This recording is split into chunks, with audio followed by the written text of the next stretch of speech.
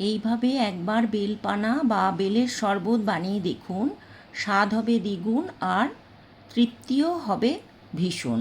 নমস্কার দর্শক বন্ধুরা, রাঁধুনি চ্যানেলে সকলকে সাদর আমন্ত্রণ জানাই। প্রথমে আমি একটা পাকা বেল নিয়েছি, বেলের খোসা ছাড়িয়ে কাত বের করে নিচ্ছি।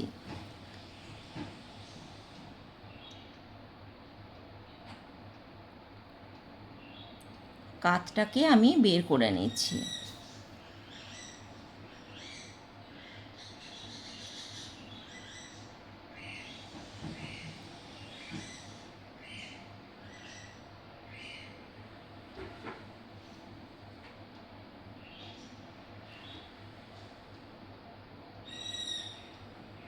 এবার এতে জল দিয়ে আমি চটকে নিয়ে 15 মিনিট রেখে দেব। ভালোভাবে চটকে 15 মিনিট রেখে দেব। 15 মিনিট পরে আবার জল দিয়ে গুলে নেব। এবার অল্প তেঁতুল নিয়ে সেটাকে ভিজিয়ে রেখে দেব। একটা বাটিতে আমি বেলের কাতটা ছেঁকে নেব।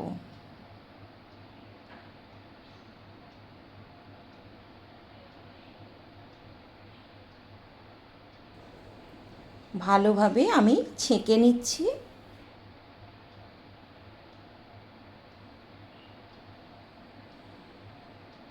ভালোভাবে ছেঁকে নিতে হবে।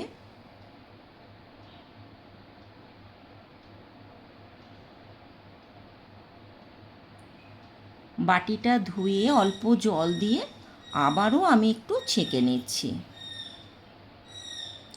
ছেঁকে নিতে হবে এমনভাবে যাতে কোনো বীজ বা কোনো রকম কিছু না থাকে।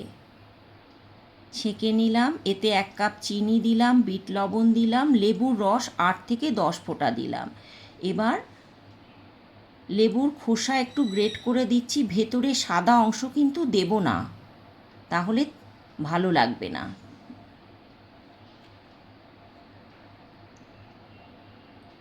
গ্রেট করে দিলাম, ভালোভাবে গুলে নিচ্ছি। আরও একটু বিট লবণ দিলাম। এবার তেঁতুলের কাতটা আমি 2 চামচ পরিমাণ দেব। এটা 2 চামচ পরিমাণ তেঁতুলের কাত দিলাম। দিয়ে আবারও গুলে নিচ্ছি। তৈরি হয়ে গেল সুস্বাদু বেলের শরবত। পরিবেশনের পালা এবার। রেসিপিটা ভালো লাগলে লাইক করুন, কমেন্ট করে জানাবেন কেমন লাগলো, শেয়ার করুন প্রচুর পরিমাণে যাতে দেখার আর শেখার সুযোগ পায় সবাই। সাবস্ক্রাইব করে নিন। আমি রান্নাটা পোস্ট করার সাথে সাথেই নোটিফিকেশনটা যেন আপনাদের কাছে চলে যায়। নমস্কার, ভালো থাকবেন সকলে।